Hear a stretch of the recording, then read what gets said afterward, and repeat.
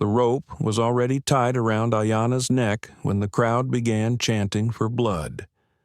Her hands were bound behind her back, her feet planted firmly on the crude wooden platform hastily built in the center of the town square. Above her, the noose creaked gently in the morning breeze. Below her, a sea of angry faces stared up, men, women, even children hungry for vengeance. They didn't know her. They didn't want to. It was enough that she was Apache. Justice wasn't what brought them here. It was fear. Fear dressed as righteousness. Ayana scanned the mob faces twisted in hatred fists, clenched eyes blazing. She stood tall, refusing to flinch, though her arms ached from the tight restraints and her skin stung where dust and sweat had mixed with dried blood. The gallows swayed slightly beneath her boots, built from old lumber rope and rage. It wasn't justice. It was a spectacle. Sheriff Brennan stood nearby, sweating despite the crisp mountain air. His hand rested uneasily on his gun belt, his face pale. He kept glancing between Ayana and the crowd as if hoping someone else would make the choice for him.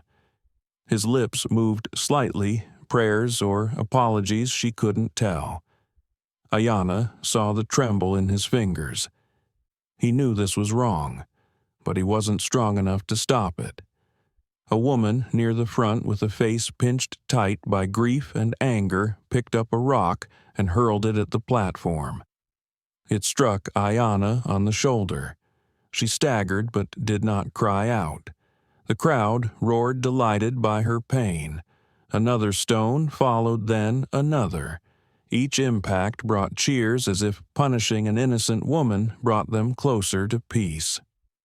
"You killed my husband," the woman screamed, tears streaking her cheeks. "Your people butchered him like animals." Ayana wanted to speak, to explain she had been miles away nursing a sick cousin in the northern hills. But her mouth stayed closed. The truth didn't matter here. These people had made up their minds the moment they saw her, braids her copper skin, the beaded necklace her grandmother had made. To them, she was not a person. She was a symbol, a scapegoat for every raid, every theft, every fear they had ever known. Sheriff Brennan cleared his throat, unfolding a crumpled piece of paper with unsteady hands. His voice barely rose above the restless murmurs of the mob. "Ayana of the Apache Nation," he read. "You stand accused of murder, theft, and conspiracy against the people of this territory. Lies. Every single one." Ayana felt her heart pounding, not from fear of death, but from fury at the injustice. They needed someone to blame. She had simply walked into the wrong town, hoping to find work, hoping foolishly that people might see her as a woman in need, not a threat. A man stepped forward. His face was scarred, his eyes dark with suspicion. "She's Apache," he spat. "That's all the evidence I need." The crowd muttered in agreement. The word Apache carried weight here, a label soaked in stories of raids and skirmishes of burned wagons and stolen cattle. Never mind that Ayana had never touched a gun in her life. The noose scratched against her throat as the sheriff moved closer to the lever. His hand trembled violently now, and Ayana wasn't sure if he could even pull it. Part of her almost felt sorry for him. Almost. Then came the sound. A low rumble of hoofbeats in the distance, slow at first, then faster, growing louder. The crowd turned as one head's swiveling toward the edge of town. From the swirling dust emerged a rider tall in the saddle, wearing a broad-brimmed hat and a long coat that flared in the wind. His horse, a great black stallion, thundered into the square and halted with precision just yards from the gallows. Everything went still. The crowd's voices faded into silence as the rider dismounted, his boots hitting the ground with a heavy thud. He walked forward with purpose, each step echoing against the wood of the gallows. The way he moved, the way he looked, he carried the weight of a man who'd seen too much and had no time for fools. Ayanna recognized the shift in the air before anyone spoke. The fear, the fury, it hesitated. This man had power, not the kind earned by title but by presence, command. "What the hell is going on here?" the man demanded, his voice deep and steady. Sheriff Brennan opened his mouth, stammered Mr. Thornfield. "This is justice for Tom Ricks." The man, Caleb Thornfield, turned his gaze from the sheriff to Ayanna. Then, slowly, he faced the crowd. "And what evidence do you have?" he asked, his voice sharp, cutting through the morning haze like a blade. "Besides the fact she's Apache." A murmur ran through the crowd, uneasy, uncertain. The spell was broken, if only for a moment. Ayanna met his eyes, and in them she saw something she hadn't seen in days. Hope. The dust still hung in the air from his arrival, swirling like a curtain pulled back on a new act. Caleb Thornfield stood at the center of the square, now a tall, broad-shouldered figure who seemed carved from the same earth he rode in on. His face was weathered but firm, the lines around his eyes born not from age but from staring down hard truths. He removed his hat slowly, calmly, and glanced up at the platform where Ayanna stood with a rope around her neck. There was no fear in his stance, no hesitation in his voice. "I asked Caleb, repeated louder this time, what proof you have that this woman committed murder." Sheriff Brennan swallowed hard. He glanced at the jeering crowd, then back at Caleb, caught between authority and fear. "Mr. Thornfield, sir, the people." "The people," Caleb interrupted, "are ready to kill someone without a shred of evidence." His voice cut through the murmurs like a whip. "You've got a mob sheriff, not a court." The crowd bristled. A few shouted back words like savages and justice, but Caleb remained still rooted like an old oak tree. His presence made even the boldest step back. Marshall Creek didn't like that. He pushed through the crowd, broad-chested and loud, the kind of man who mistook anger for leadership. His face was scarred, his eyes small and hard. He spat in the dirt and faced Caleb square. "You defending Apaches now." "Thornfield," he sneered. "Maybe all that time on your ranch turned your brains to mush." Caleb didn't blink.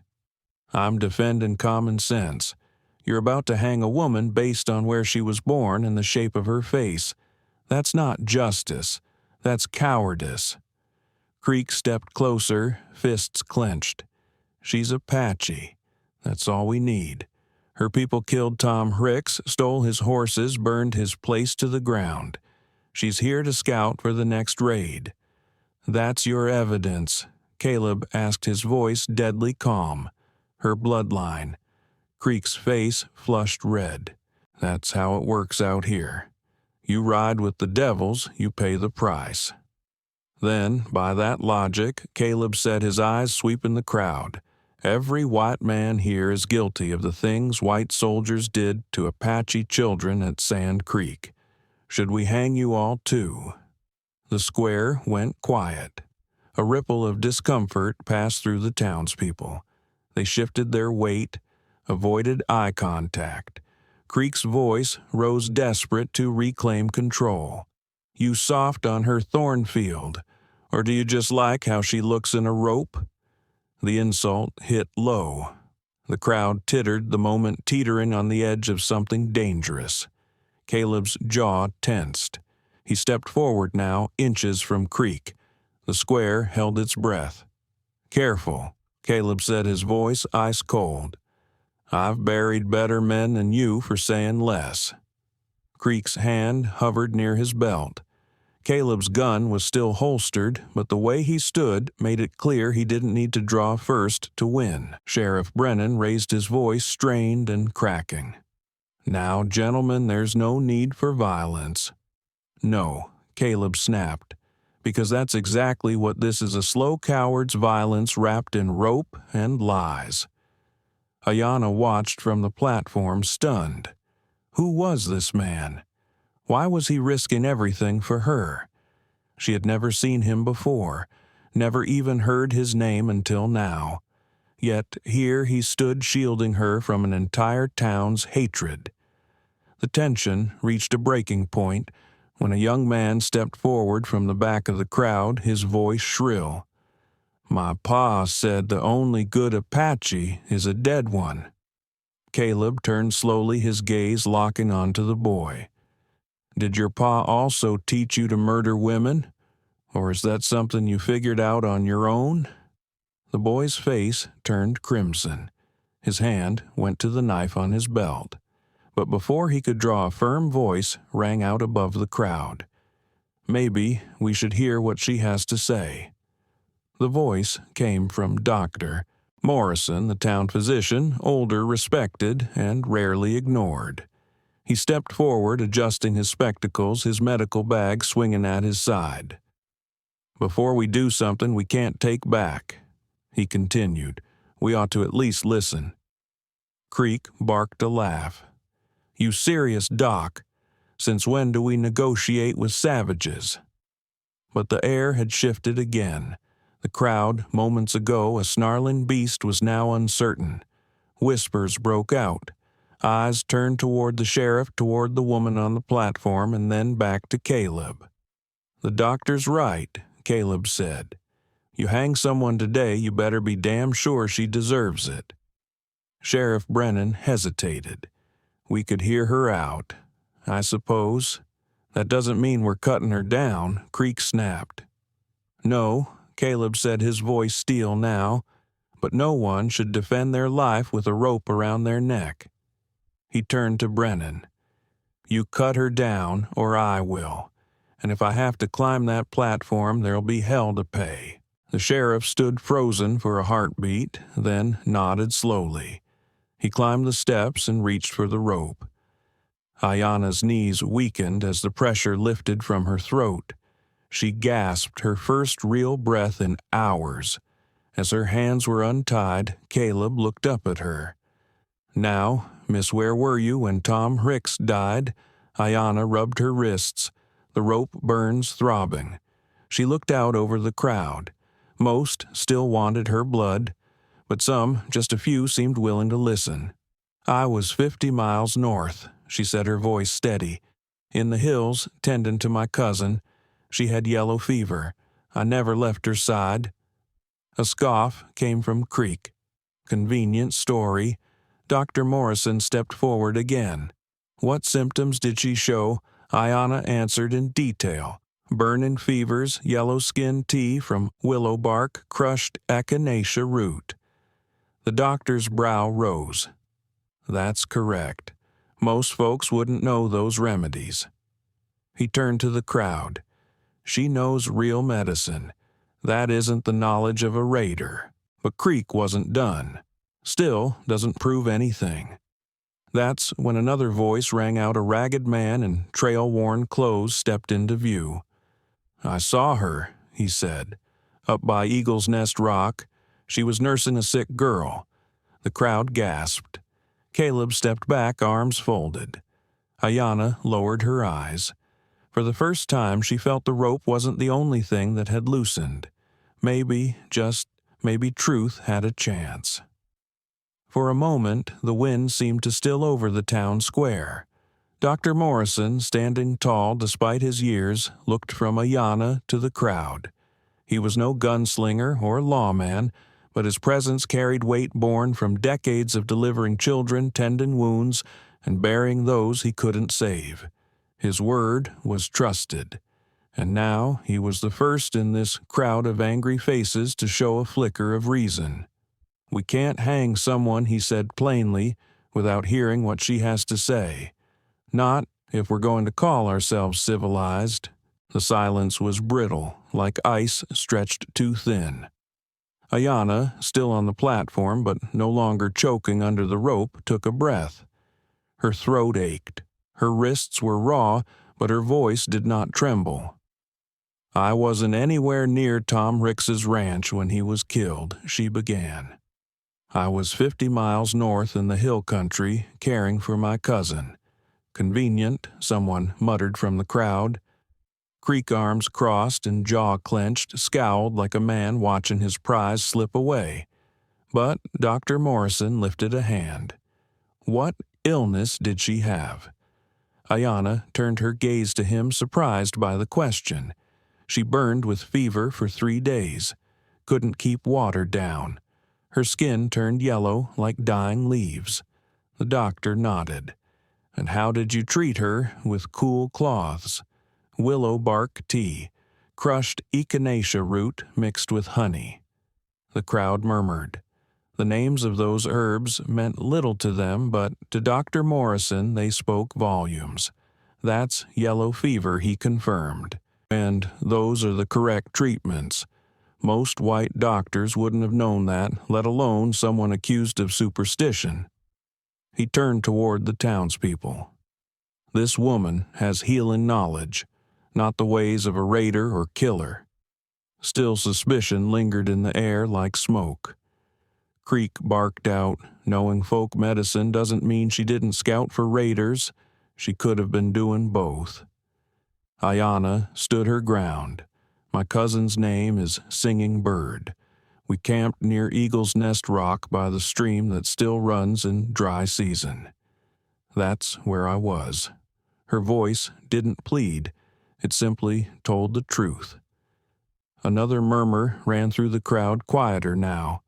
Doubt had entered, and doubt is a dangerous thing for a mob. It unravels rage with the slow hands of reason. Then came the voice that shifted everything. I saw her. Heads turned toward the speaker, a grizzled man stepping out from the back boots, dusty from the trail, a battered hat in hand. Name's Jonas Fletcher, he said.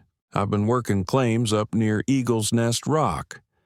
About a week ago, I saw an Apache woman tending to a sick girl by the stream. Didn't know her name, didn't think much of it. Figured they weren't bothering anyone, so I let 'em be. The crowd rippled with surprise. Mrs. Patterson, the grieving mother who had earlier thrown a stone, leaned forward. You're sure it was her? Jonas nodded. I don't forget faces. It was her. Creek stepped forward, agitated. One witness. That's all you've got. Could have been any Apache.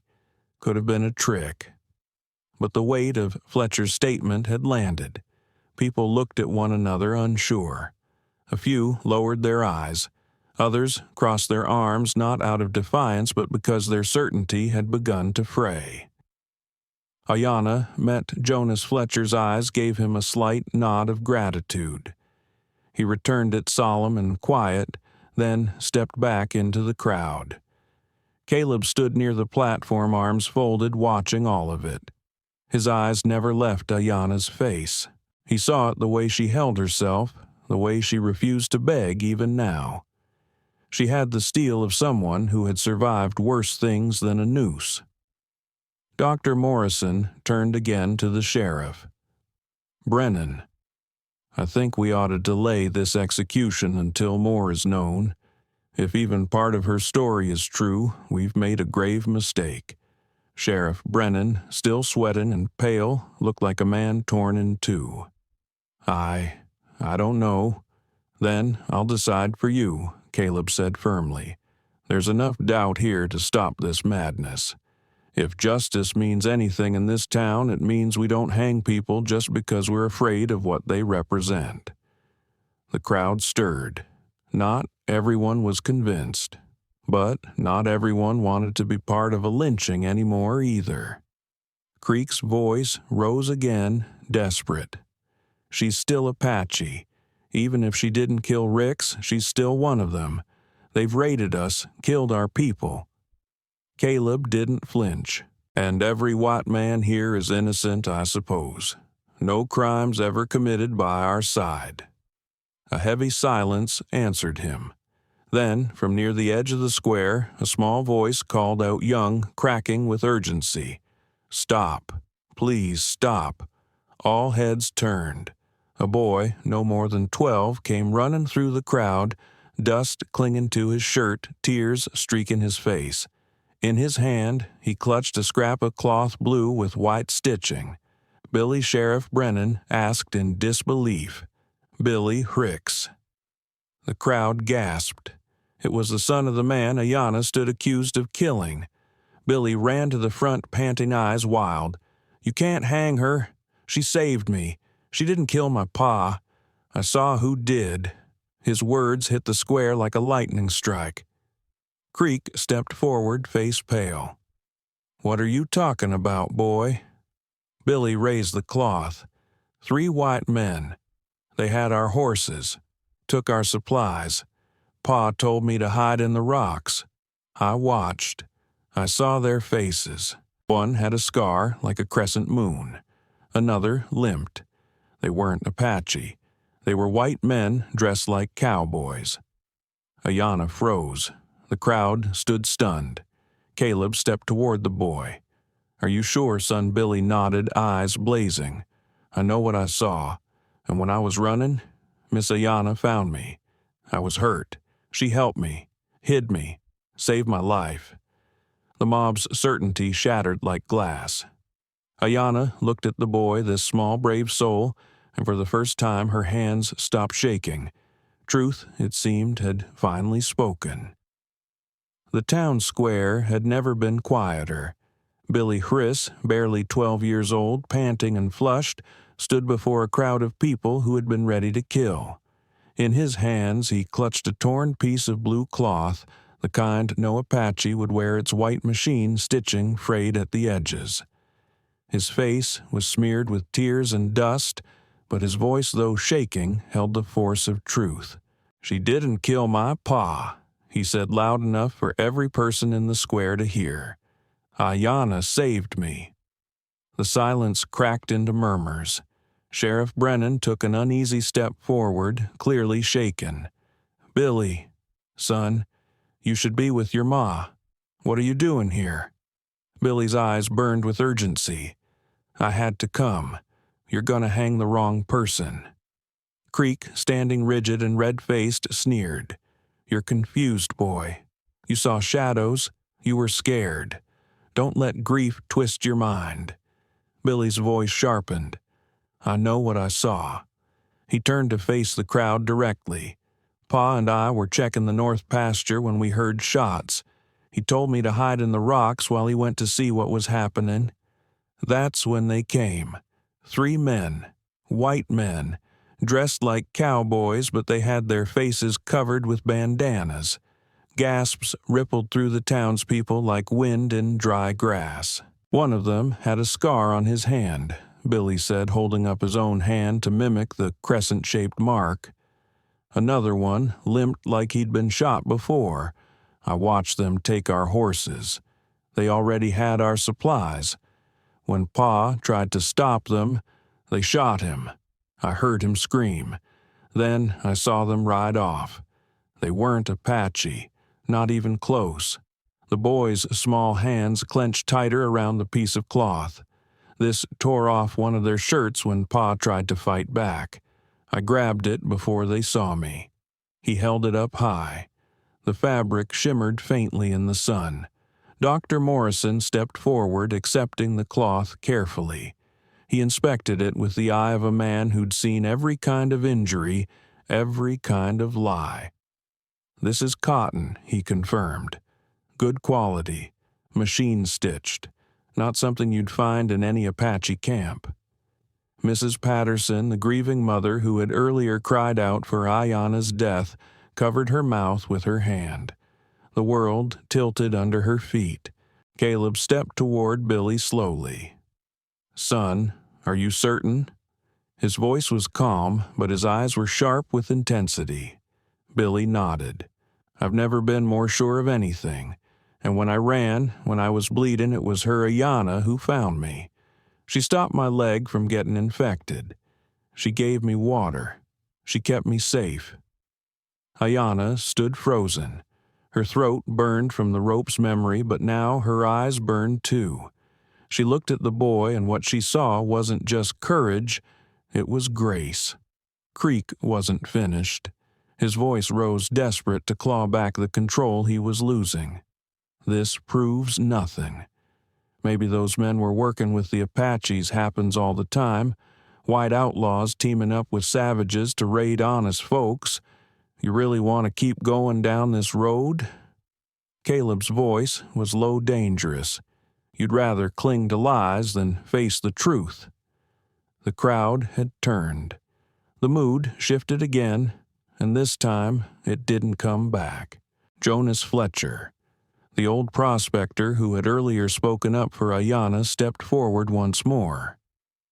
"There's something else," he said grimly. "Something you all ought to see." He reached into his coat and pulled out a small leather pouch. "Found this near my claim last week. Same day I saw Miss Three Hawks tending her cousin." He opened the pouch and let the contents fall into his palm: a silver watch, a brass button, and a wedding ring. Mrs. Patterson gasped. "That's Tom's watch. His father gave him that before he passed." Jonas nodded. "Found it in a camp about 2 miles from the hill country. But that camp wasn't Apache. Boot prints, the way they stacked their supplies, even the coffee grounds they left, it was white men. And not just any whites, organized ones, military precise." Sheriff Brennan stepped forward, visibly shaken. "Are you saying there's a group of outlaws, dressing like natives to frame them for raids? I found this too." Jonas added, pulling a folded sheet of paper from his pocket. "It's a hit list." He handed it to Brennan, who read aloud with trembling hands. "Johnson Ranch, Friday. Miller Farm, Saturday. Rick's Place, Sunday." The crowd erupted. Not in anger this time, but in stunned, horrified realization. They had nearly lynched an innocent woman. Worse, they'd been played like pawns by men hiding behind the very hatred they had nurtured. Dr. Morrison turned to Ayanna. "Miss Three Hawks, on behalf of this town, I owe you a profound apology." Ayanna's lips parted, but she said nothing. The pain ran too deep for words. Creek's face twisted with fury like a man losing a game he thought he'd rigged. "This is all lies. You're letting your guard down. This is what they want." "No, Marshal," Caleb said coldly, stepping in front of Ayanna. "This is what truth looks like." With a sudden snarl, Creek reached for his gun, eyes wild. "If nobody else has the guts to finish this, I will." But Caleb was faster. His Colt cleared leather in one fluid motion. The crack of the gunshot rang like thunder. Creek's weapon spun from his shattered wrist, and he fell to his knees, screaming in rage and pain. Caleb lowered the smoking barrel. "Next man who threatens Miss Three Hawks gets worse than a broken wrist." The crowd backed away, the bloodlust finally burned out of their eyes. Billy stepped forward again this time, walking directly to the platform. He looked up at Ayanna. "My pa always said a man's judged by his actions, not his blood," the boy said. "He would have been ashamed of what we almost did." Ayanna felt her heart crack open.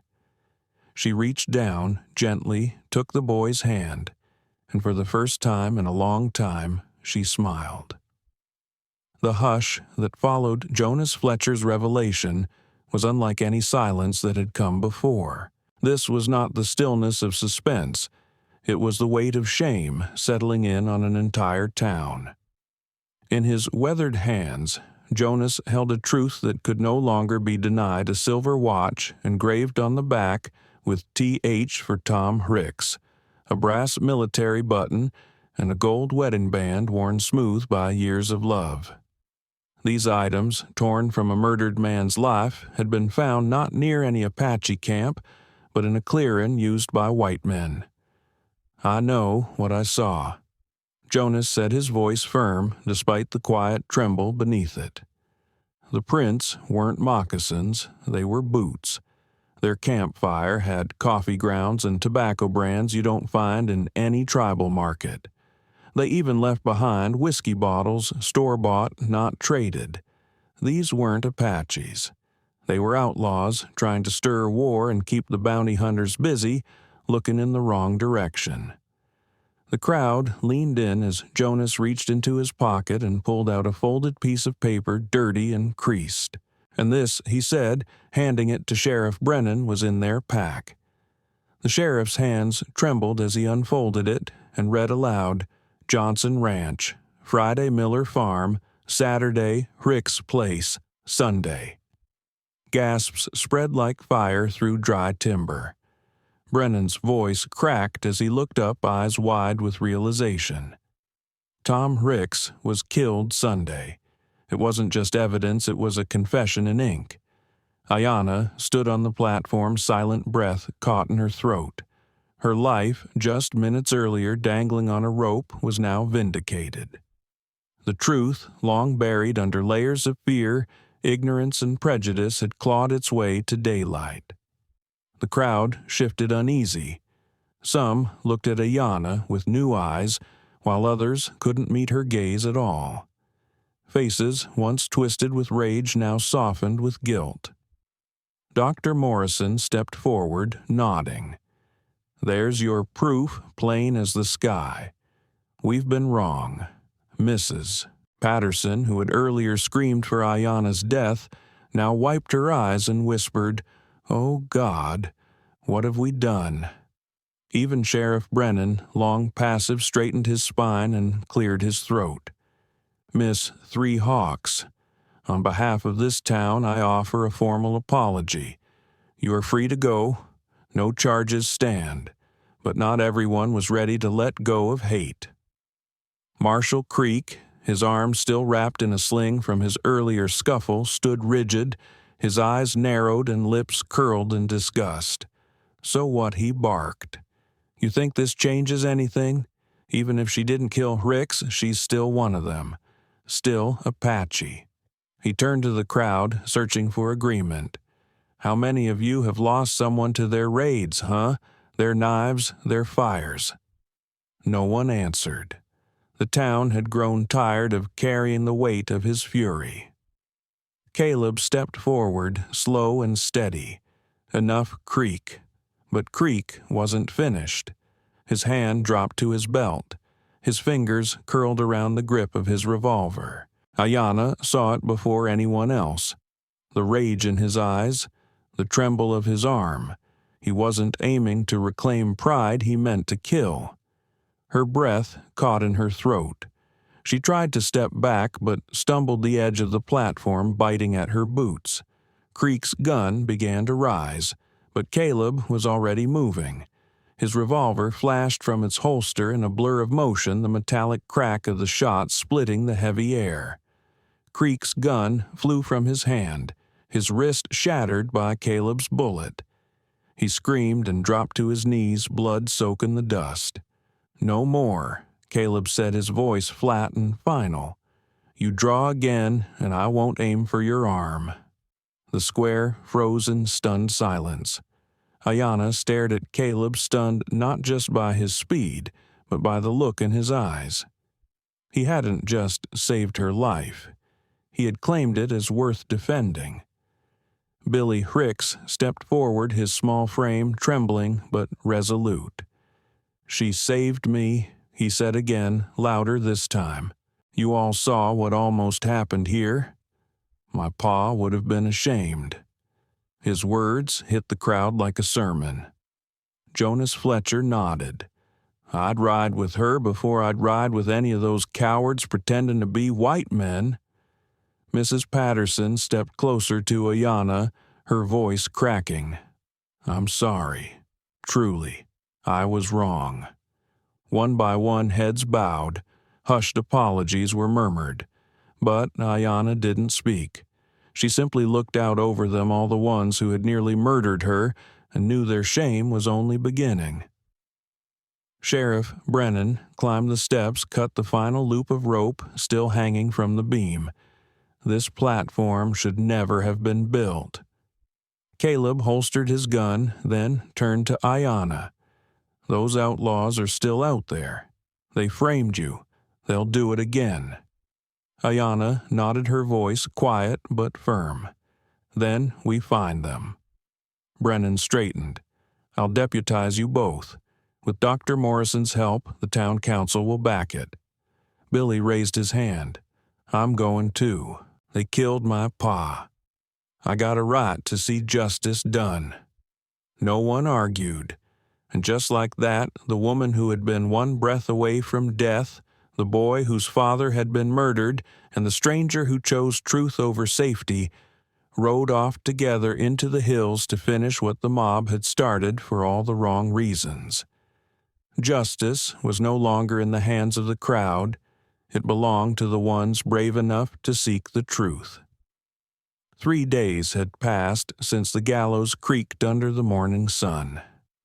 Now it stood empty in the town square of Cedar Falls, draped with a cloth bearing a single word painted in bold black letters: "Sorry." It wasn't enough. Ayanna knew that. No cloth could erase the feeling of rope burning her skin or the memory of hundreds of eyes watching her choke on a lie. But it was something. And for once, the town was trying to reckon with what it had nearly done. The town council held a public gathering.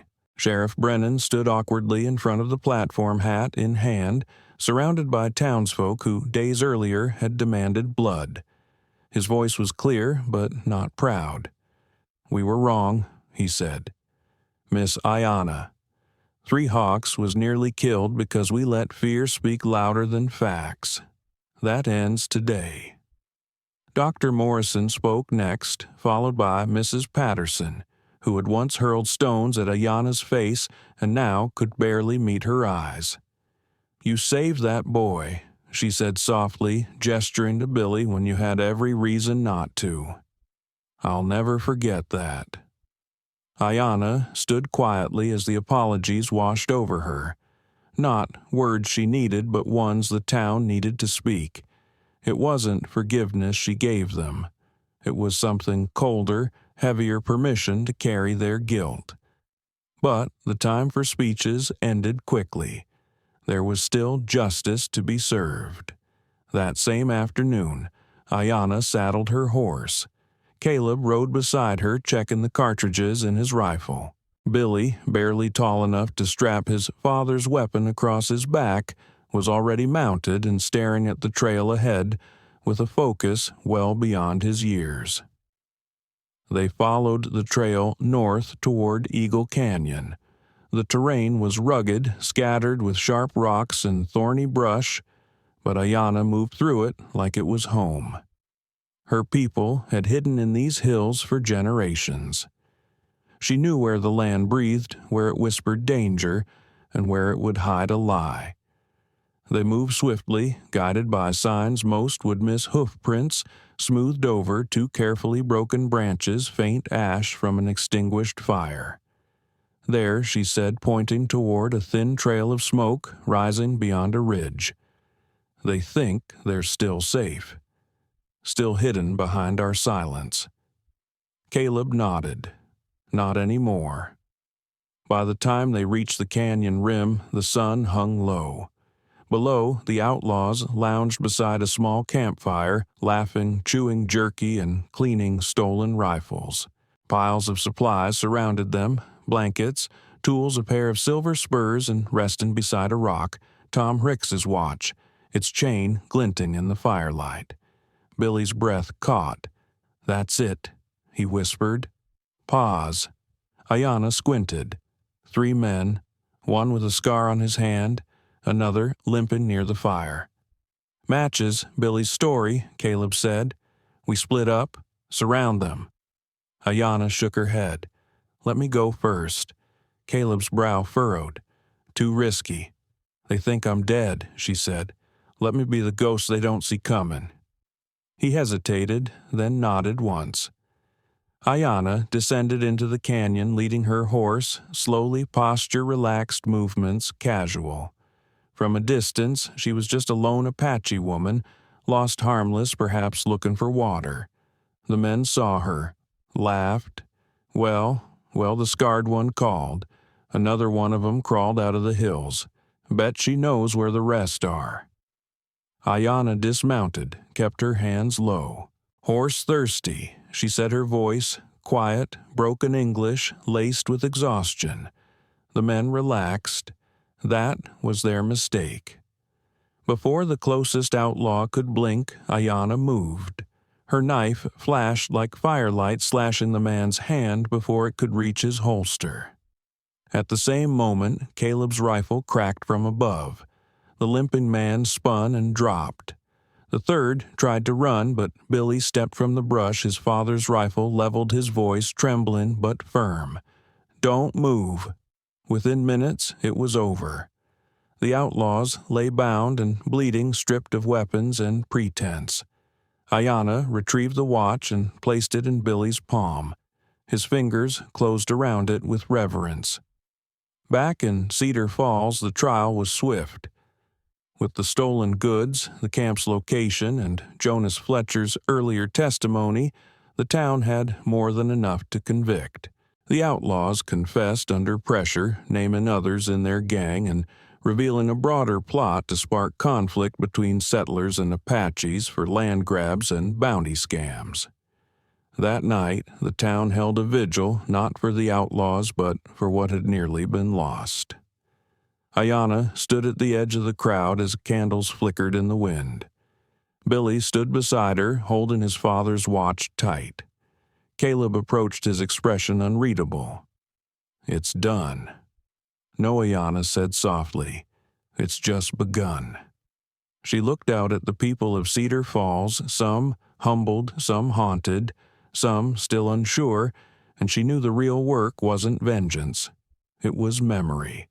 It was reminding them every day what justice looks like so they never forget how close they came to losing it. 3 days after justice had been served, the dust had barely settled in Cedar Falls. The gallows in the square were dismantled piece by piece, each hammer strike echoing like a cleansing bell across the town. Where once a noose had cast a shadow over Ayanna's life, now sunlight poured freely unmarred. The townspeople didn't forget. That was the beginning of the healing. On the porch of the sheriff's office, as the morning sun climbed over the rooftops, young Billy Hicks approached Ayanna with something cradled carefully in his small hands. His face was calm, thoughtful, beyond his years.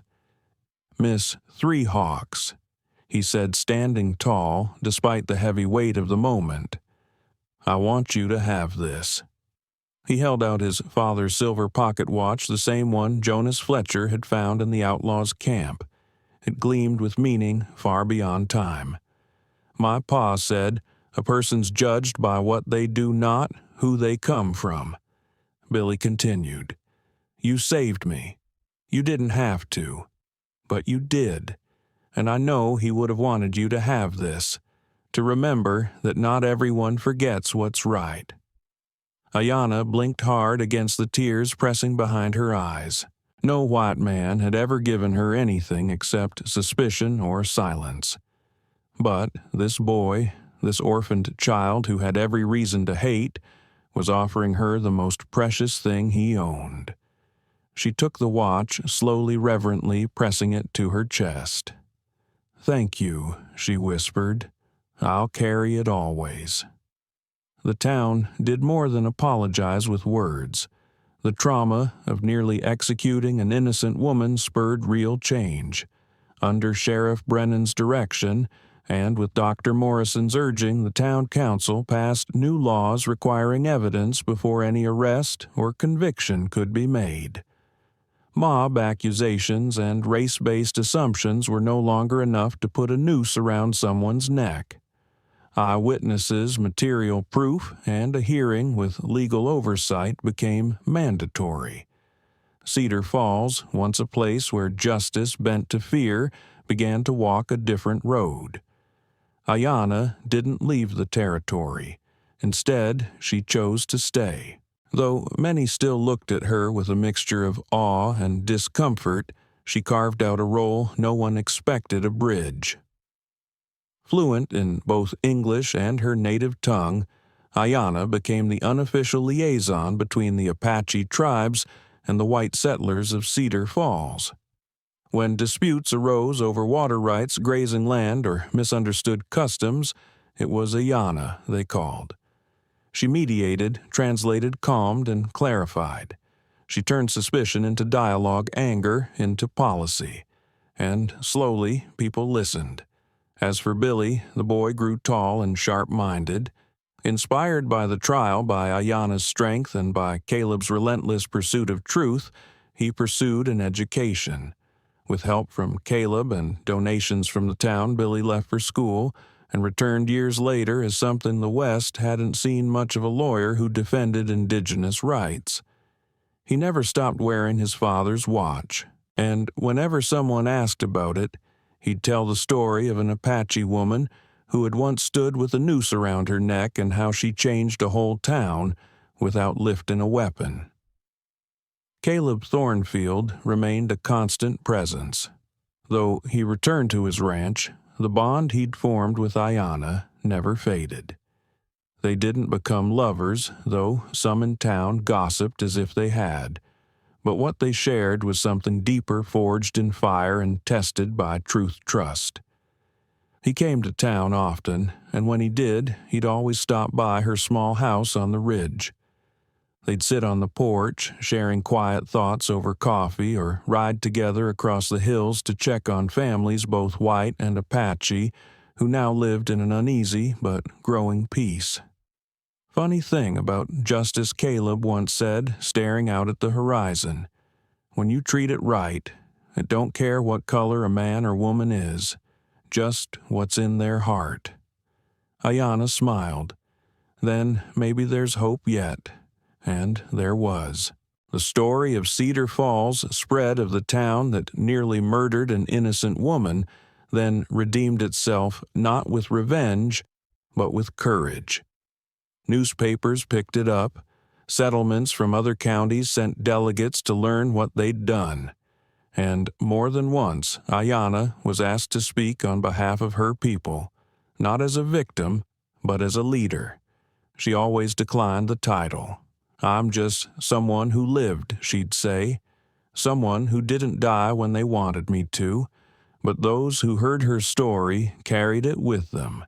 And when Ayanna Three Hawks walked through town, children no longer stared. They waved. Because in the end, the rope that once meant her death became a symbol of something far more powerful, the breaking of ignorance. And in that broken place, something rare had grown: understanding. Life lesson from the story of Ayanna. Three Hawks. This story is more than a tale of injustice narrowly avoided. It's a powerful reflection on the dangers of fear, prejudice, and silence in the face of collective wrongdoing. In Ayanna's near execution, we are reminded how quickly a society can abandon truth when fear becomes more convenient than facts, and how dangerous it is to let identity replace evidence. For life, the lesson is clear. Never let appearances or assumptions blind you to the truth.